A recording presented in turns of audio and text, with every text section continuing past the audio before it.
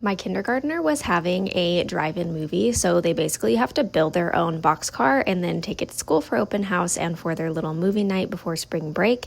And of course, my daughter picked R2D2, so we got to work. And when I'm telling you this was a labor of love, this was a labor of love. Not because it was difficult or anything, but because the rain, oh my goodness, I got to work on it one day outside and then it rained for 4 days. And then we just had to bang it out the night before because we were running out of time. It was surprisingly extremely difficult to find a box with the exact size measurements that the school was allowing for this project. So I ended up just taking a box that I got a new dresser in, cutting that in half, which obviously made me have to do some taping and some mixing and moving things around, but ultimately I got it done. I am extremely happy with the results. This is just me standing there staring at it, trying to think about how I'm going to get R2D2's head on there, but don't you worry, I figured that out too. I did go on Pinterest to look at other people's cars because this isn't, a new project that the school just magically invented.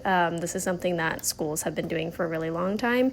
And you can tell, which parents did the entire project and which ones didn't do the entire project. So I was just winging it at this point. I obviously wasn't going to let the kids use scissors or the tape or anything like that because then it would just fall apart. So I did all of the basic outlines and everything. I cut out the bottom so she could still stick her legs through and then be able to walk and carry it, because one of the project requirements was that they were able to fully carry it to the theater area where they were going to be having these as well. And then I started doing the outline of R2D2's head, and it was about halfway through this where I realized I should have definitely painted the entire head gray and then did the outline and then had the girls go in and do all of the small blue and red and black details. But it was too late in the game for that, so we just powered through, and then it started raining again, so we had to take it inside, do some touch-ups, and then get that spray glue on there so we can officially put R2D2's head onto it.